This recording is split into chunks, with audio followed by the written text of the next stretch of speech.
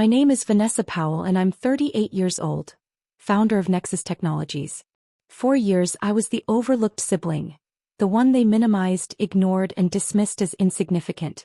I'd hoped this wedding might finally change that. Spoiler, it didn't. Despite sealing a $30 million contract with my future brother-in-law's company, they still seated me in the kitchen, next to the busing station. While glasses clinked and toasts echoed around me, I was eating dinner beside stacks of dirty plates. When I found out Scott, my own brother, had approved that seating chart, something inside me broke. If you've ever built your own success only to watch your family pretend you don't exist, stay with me. This isn't just a story about a bad table. It's about choosing your worth over their comfort and walking away when enough is enough. If this resonates with you, please like, share, and subscribe. Your support helps us tell stories that matter. Now let's begin. I thought this wedding might finally show them I mattered. Spoiler, it didn't. The envelope had sat on my kitchen counter for 3 days, wedged between a grocery flyer and a real estate magazine I never subscribed to. I only noticed it when I was tossing out junk mail and the thick cream-colored cardstock caught my eye, like a guilty secret. Gold foil embossed letters, elegant script. Mr. and Mrs. Robert Powell invite you to celebrate the marriage of their son, Scott Powell, to Miss Tiffany Bradford. My stomach clenched halfway through reading. The ink wasn't even dry on my company's $30 million contract with Bradford Enterprises, and here I was, reading this invitation like a distant acquaintance. I dropped the envelope onto the counter, stepping back and crossing my arms, as if I could block the flood of old memories. MIT graduation day. My parents arriving late, missing my valedictorian speech. All because Scott had an alumni reunion brunch that morning. I remember standing in my cap and gown, scanning the crowd, hoping to catch their eyes before I stepped on stage. They arrived during the closing remarks. My mom waved as if she'd been there the whole time. I rubbed my temple and looked at the RSVP card tucked inside the invitation. No personal note. No message from Scott. Not even a mention of seating or family roles.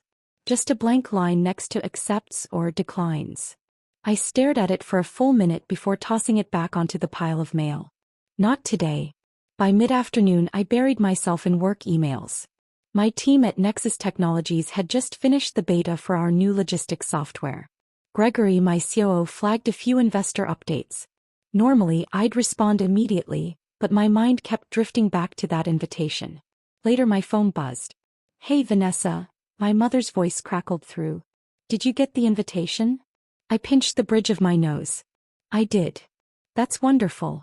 Scott's so excited," she said. "I noticed there's no seating chart attached. We're still finalizing everything. Just come and behave, Vanessa." "Behave like I'm the family liability," I muttered under my breath. I ended the call before my temper could flare. That night, as I reheated leftovers, my phone lit up with a FaceTime from Marcus.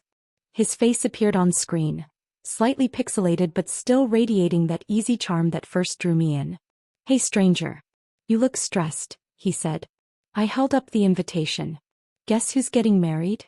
He raised an eyebrow. "You going?" I hesitated. "I won't give them another reason to see me as distant," I said. Marcus gave me a soft smile. "Then I'll be your plus one. If you want." My chest tightened. "Yeah, I'd like that." The next morning, before I could change my mind, I checked the box marked yes on the RSVP, sealed the envelope and dropped it in the mailbox. That afternoon, as I sat at my desk reviewing quarterly projections, my phone buzzed with a new message.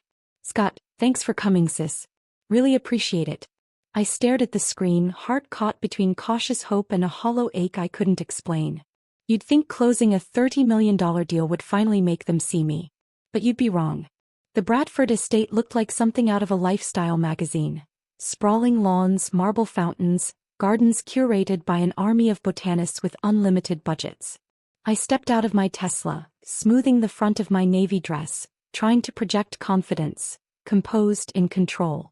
Marcus walked beside me, adjusting his blazer.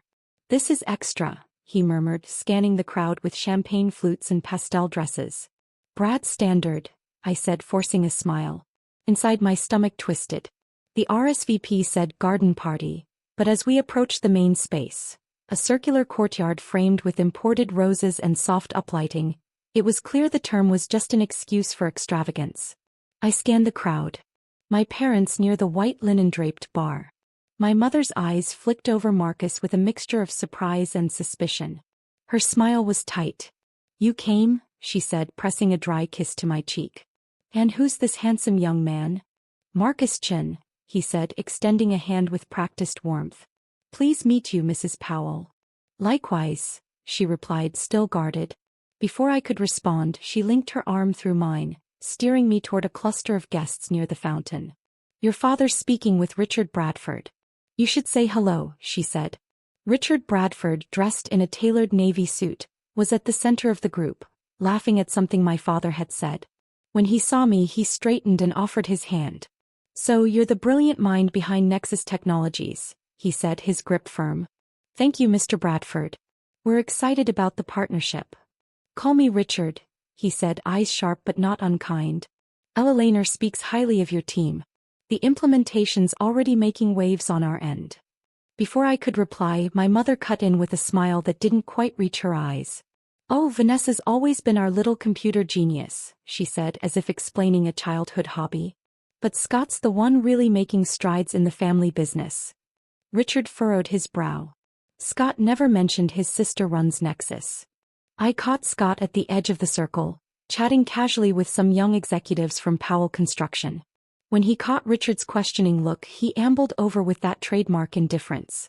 "Wasn't relevant," Scott said with a shrug, offering a quick one-armed hug. "She keeps busy with her tech stuff." "Tech stuff," I repeated softly. Richard raised an eyebrow but said nothing further. Then Tiffany appeared, sweeping across the lawn as if she owned every inch.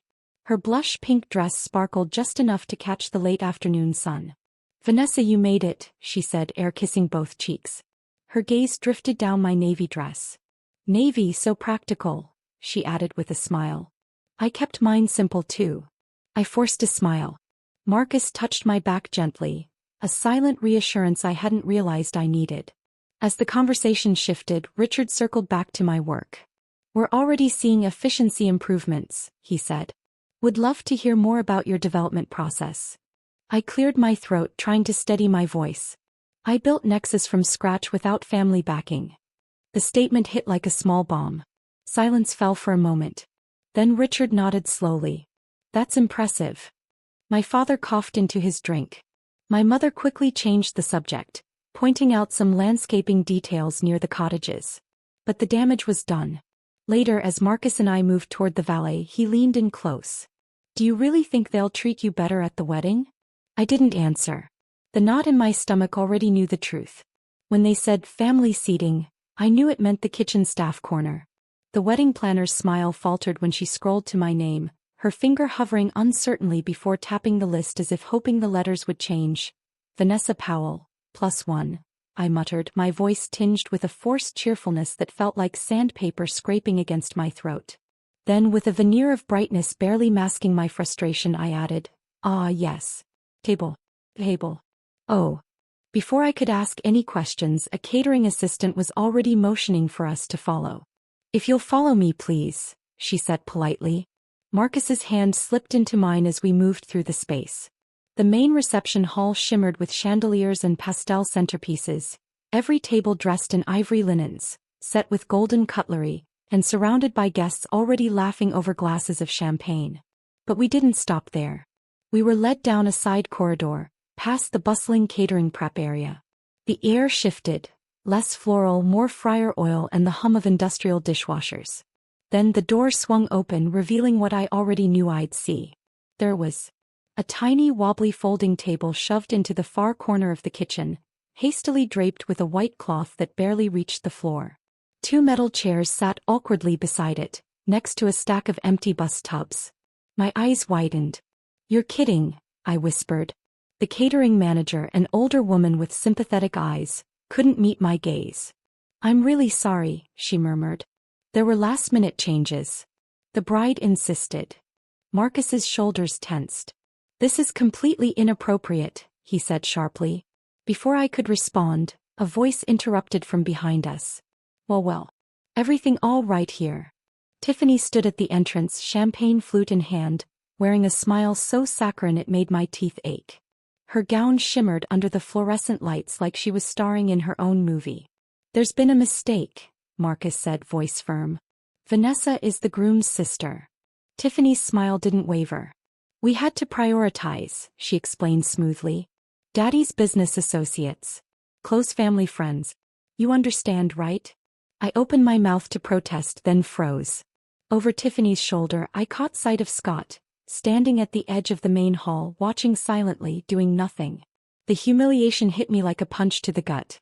"I'm your husband's sister," I finally managed, voice trembling. "That makes me family." Tiffany tilted her head, her expression unreadable. "Exactly. Which makes you extended family now, I suppose." Marcus took a step forward, but I held up a hand, stopping him. "Not here. Not now," I whispered. "I need a minute." He nodded silently. "I'll be right outside." I slipped away and found the nearest bathroom. A small, single-occupancy guest restroom tucked off the hallway.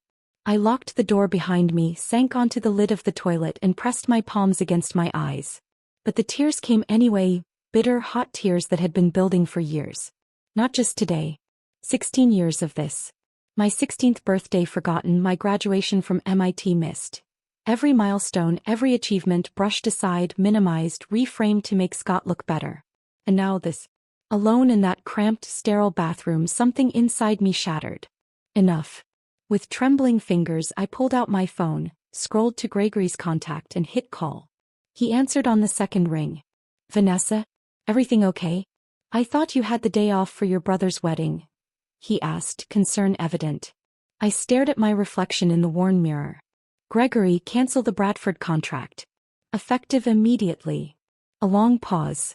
"Are you sure?" he finally asked. "Absolutely," I said, voice steady despite the tremor inside. I ended the call and took a deep breath, straightening my dress, fixing my makeup. I stepped out of the bathroom with a calm that felt almost foreign but necessary. If they wanted a spectacle, they'd get one. Every step back down the hallway was deliberate, measured. My heart didn't race. My hands didn't shake. That part of me, that fragile, yearning part that craved their approval and love, felt like it had burned out in that tiny bathroom. What remained was sharper, cold, clear, and fierce. The reception tent hummed with soft jazz and murmured conversations. Wait staff moved between tables, trays of champagne gliding unnoticed past my growing storm of emotion. I spotted the head table. Richard Bradford at the center, flanked by Tiffany in her dazzling gown and Scott in his rented tux. Around them, a sea of businesspeople and family friends laughed and clinked glasses, seemingly oblivious to the chaos brewing inside me. Without hesitation, I cut through the crowd, ignoring the sidelong glances and distant greetings from relatives I hadn't seen in years. Richard saw me first. His eyes narrowed, confusion flickering across his face as he straightened in his seat, one hand resting on a crystal wine glass. Scott's gaze landed on me next, eyes widening in surprise. And then Tiffany. Her smile froze, the color draining from her cheeks, like she already knew what was coming. I stopped 2 steps from the head table. Pulled out my phone. "Gregory, it's Vanessa," I announced, voice loud and unwavering. "Effective immediately. Terminate the Bradford contract." A ripple of gasps rippled through the nearby tables, like a pebble dropping into still water. Richard half rose, hands pressed flat on the tablecloth. "Vanessa," he said softly but urgently, "let's not do this here." But I met his eyes squarely. "Oh, we're definitely doing this here." Scott scrambled to his feet, knocking over his champagne flute in the process. "Vanessa, come on. Can't we talk later?" "This isn't the time," he said, voice pleading. I fixed my gaze on him, the years of swallowed pain fueling every word. "You've had years to talk, Scott. You chose silence." The room fell still. Somewhere near the dessert table, a spoon clattered onto the floor. At the far end of the tent, I noticed 2 men rising from their seats. Thomas Harrington from Coastal Development and Gerald Winters from Apex Investments, approaching slowly, exchanging glances. "Miss Powell," Thomas said softly, eyes flickering between me and Richard, "if you have a moment about Nexus." Behind him, whispers swelled like an approaching storm. Tiffany opened her mouth, but whatever rehearsed insult she'd prepared died on her tongue. I didn't give anyone else that satisfaction. I turned, phone still in hand, and walked out of that tent without looking back. Marcus caught up with me near the valet, falling into step beside me, a grin slowly curling at his lips. "That was legendary," he said softly, voice warm with admiration. "Truly unforgettable. Burning bridges has a way of clearing the skyline. Suddenly everything looks different." By Monday morning my inbox was a battlefield. Subject lines shouted at me in all caps. "Urgent contract termination discussion, please call Richard Bradford, reconsideration request, Bradford legal team." 14 missed calls lit up my personal phone. 2 from Scott, 1 from my mother, and 3 from unknown numbers I could easily guess. I sat at my desk, sipping coffee as if it was just another day.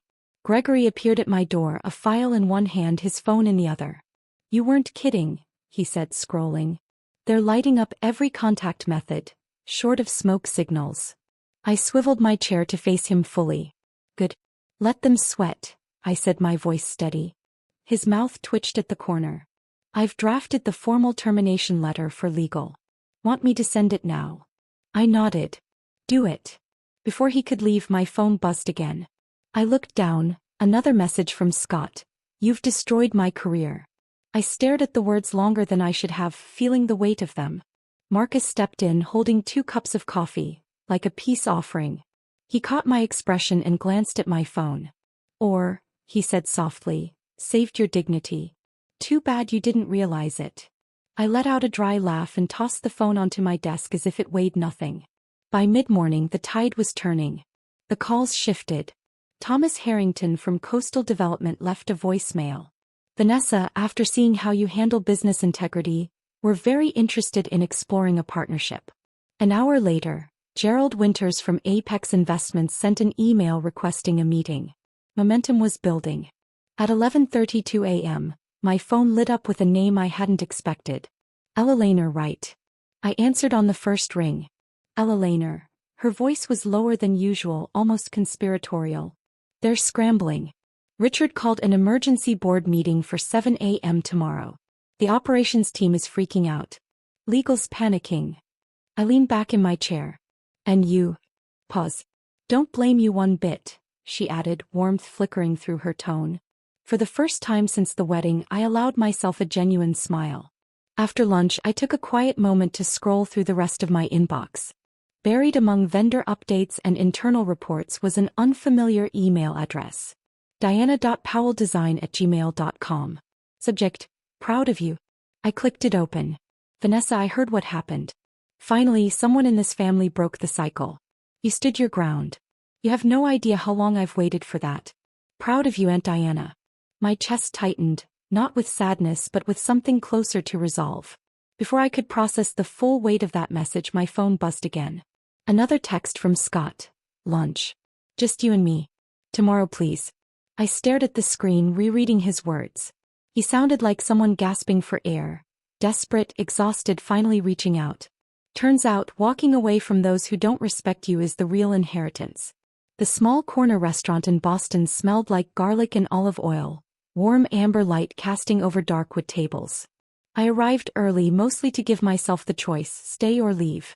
Scott was already there, sitting at a booth near the window, staring at an untouched water glass. When he looked up and saw me, something cracked in his face. Not the fake guilt I was used to, but something raw, less rehearsed, more real. I slid into the seat across from him. "So," I said, folding my hands on the table, "you wanted to talk?" He nodded, rubbing the back of his neck as if it physically hurt to speak. "I don't know where to start," he admitted. "Try honesty for once," I said softly. He let out a bitter laugh. "Fair," he said, taking a slow breath. "I was jealous. I've always been. Since high school you were the smart one, the driven one. No matter what I did, football, jobs, titles, it never felt like enough next to you." I stared at him silently, letting his words sink in, letting them hurt but not drown me. "Then why?" I asked. "Because it was easier to tear you down than admit I'd never catch up," he said, voice low. "Tiffany just amplified it." I blinked slowly, feeling the weight of his confession. "That's not my burden anymore," I said quietly. Scott flinched like my words physically struck him. He fiddled with a sugar packet, tearing it open but not pouring it into his drink. "Is there any way to fix this?" I let the silence stretch, long enough for him to sit with the discomfort. Maybe, I finally said. But it starts with you fixing yourself first. I'm done carrying the weight of your insecurities. His shoulders sagged. I deserve that, he whispered. I stood, grabbing my coat from the back of the chair. You deserve a chance to do better. What you do with it, that's on you. Outside, Marcus pulled up in his car, rolling down the window with a warm smile that felt like sunlight breaking through fog. Let's go, he said softly. You've got better places to be. I climbed in, exhaling a breath I hadn't realized I'd been holding. That night, back at my apartment, I checked my phone before bed. A new message from Aunt Diana. Subject: next steps. Dinner next week. Just us girls. My treat. You've earned it. I smiled, setting the phone on my nightstand. As I pulled back the curtains and looked out over the city, lights blinking in the June night, a single thought settled deep inside me. Maybe the best seat at the table is the one I built for myself. And for the first time in years, I wasn't dreading the next family dinner. The echoes of betrayal still lingered, but now they were drowned out by something stronger. Self-respect reclaimed, boundaries redrawn. What began as humiliation at a wedding table had transformed into a defining act of self-worth and professional courage. Like a fault line shifting after years of silent pressure, the truth had broken through, exposing every lie, forcing overdue accountability. Because when injustice meets unwavering resolve, even the most gilded tables can be overturned.